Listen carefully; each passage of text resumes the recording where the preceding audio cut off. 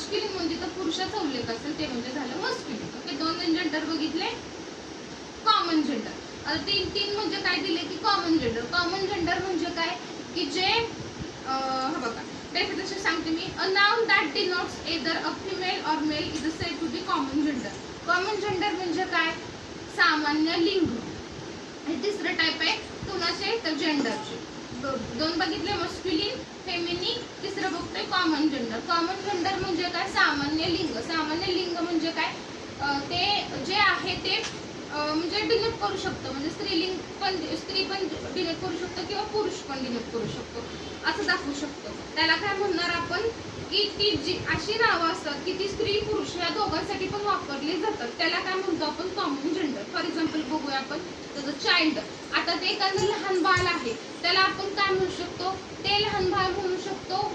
ते लहान बाळ मग हे असं कॉमन जेंडर मध्ये पडतं का, कारण की ते लहान मूल आहे. मूल म्हणजे स्त्रीलिंगीमध्ये पण असू शकतं, पुल्लिंगीमध्ये पण असू शकतो. म्हणजेच काय ते कॉमन जेंडरचं एक्झाम्पल झालं.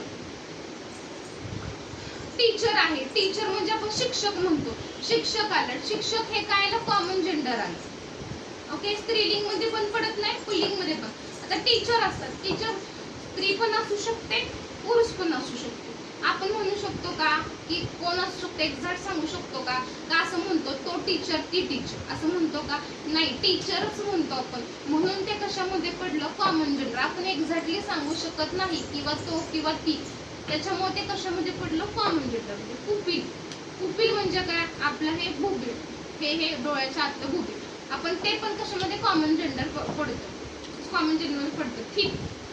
थिप म्हणजे काय, चोर.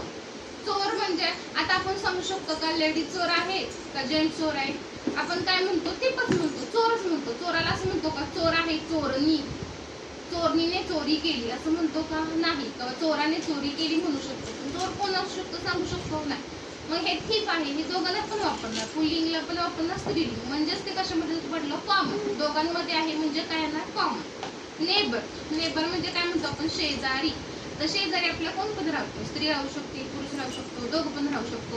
मग त्याला काय म्हणणार आपण, नेबर. नेबर मध्ये कशामध्ये पडलं, कॉमन मध्ये. म्हणजे ज्या ह्याच्यावर काय लक्ष ठेवायचं, फक्त कॉमन जेंडर म्हणजे काय, ज्याला आपण स्त्रीलिंगीसाठी पण उच्चार करू शकतो, पुल्लिंगीसाठी पण, म्हणजे फेमिनिनसाठी पण आणि मस्क्युलिनसाठी पण, हे दोन्हीसाठी पण जर यूज होत असला शब्द तो एकच, तर ते कशामध्ये पडणार, कॉमन जेंडर. अजून कॉमन जेंडरची नाव, बेबी, लहान मूल आहे, ते पण कॉमन जेंडर मध्ये पडतं.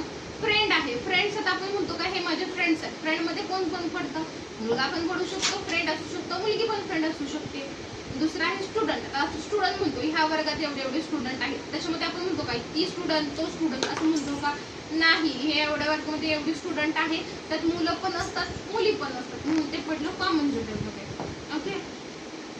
ओके, इफ ओके, तुम्ही मला वाटतं अंडरस्टूड केलं असेल ह्याच्यामधून की आपण नाउन बघितले, त्याच्यामधले जेंडर बघितले, त्याचे हे बघितलं.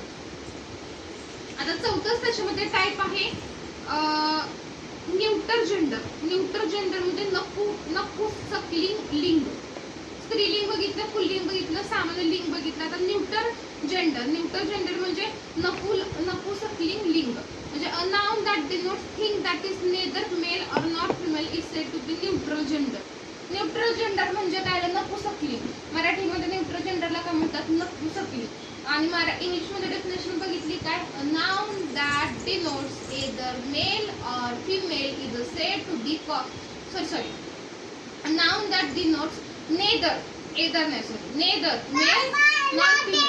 न्यूट्रल जेंडर म्हणजे असं असतं की तो फिमेल पण दाखवत नाही, मेल पण दाखवत नाही, हे पण नाही, ते पण नाही, त्याला म्हणतात काय, न्यूट्रल जेंडर. ओके.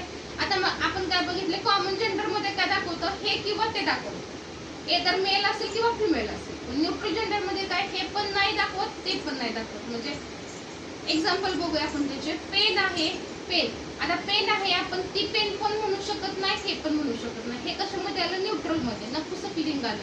त्याला कुठलं हेच नाही, म्हणजे ते स्त्रीलिंगी पण दाखवत नाही, पुल्लिंगी पण दाखवत नाही. ते कशामध्ये पडलं, न्यूट्रल एक्झाम्पल, न्यूट्रल जेंडर मध्ये पडलं. त्याचं एक्झाम्पल कुठलं आहे, हा पेन. बुक आहे, आपण ह्या बुकला ना ते बुक पण म्हणू शकत नाही, हे बुक पण म्हणू शकत नाही, ती बुक पण म्हणू शकत नाही, दोन्ही पण म्हणू शकत नाही. म्हणून ते कशामध्ये पडलं, न्यूट्रल जेंडर मध्ये पडू शकतो. पडू शकतं. कॅप आलं, कॅप आपण कॅपला काय म्हणतो, कॅपला काहीच म्हणू शकत, ती कॅप पण म्हणू शकत नाही, तो कॅप पण म्हणू शकत नाही. सो कॅप कशामध्ये पडणार, न्यूट्रल जेंडरमध्ये. रिव्हर आहे, ऍक्च्युली रिव्हर मध्ये काय म्हणतात की रिव्हर म्हणजे नदी आली, नदीला ती नदी म्हणतो आपण ऍक्च्युली, पण ते ती नदी आपल्या मराठी भाषेत आपण तसं म्हणतो, पण ती न्यूट्रल जेंडर मध्ये पडते. आपण ती नदी पण म्हणू शकत नाही, तो नदी पण म्हणू शकत नाही. हे किंवा ते दोन्ही पण ते दाखवत नाही ऍक्च्युली. रिव्हर दी रिव्हर असा उल्लेख करतात. रिव्हरला कुठलंच नपुंसकलिंग किंवा स्त्रीलिंग, फेमिनी किंवा मस्क्युलिन हे पडतच नाही. ते न्यूट्रल जेंडरचं एक्झाम्पल आहे. आणि हा टेबल, टेबल पण कसला आहे, एक्झाम्पल आहे न्यूट्रल जेंडर. ह्याच्यामध्ये पण आपण नेदर मेल पण वापरत नाही, फिमेल पण वापरत नाही. हे न्यूट्रल जेंडर आहे. ओके, आपण सो आता काय बघितलं, मस्क्युलिन जेंडर बघितलं. मस्क्युलिन जेंडर म्हणजे काय आलं, पुल्लिंग. ज्या ह्याच्यामधून एखाद्या पुरुषाचा हे होत असेल बोध, तर ते पुल्लिंग आलं. फेमिनी मध्ये काय, स्त्रीचं जर बोध असलं तर काय होतील, फेमिनी आलं. कॉमन जेंडर म्हणजे कसं आलं की ते दोन्हीसाठी पण वापरतात, फिमेलसाठी पण वापरणार आणि मेलसाठी पण, पुरुषांसाठी पण आणि स्त्रियांसाठी पण, दोन्ही पण साठी जर वापरलं तर ते कॉमन जेंडर आलं. न्यूट्रल जेंडर म्हणजे काय ना की स्त्रीसाठी पण वापरणार नाही आणि पुरुषांसाठी पण वापरणार नाही, त्याला कुठलं जेंडरच नाही, ते नपुंसकलिंग आहे. ते काय आलं, न्यूट्रल जेंडरचं एक्झाम्पल आलं. ओके, सो स्टुडंट, तुम्ही ह्याच्यापासून म्हणजे तुम्हाला समजलं असेल जेंडरचे टाईप वगैरे. आता नेक्स्ट व्हिडिओ मी नेक्स्ट ह्याच्यामध्ये हे करते. तुम्ही फक्त माझ्या चॅनलला सबस्क्राईब करा आणि पुढे शेअर करत राहा. थँक्यू.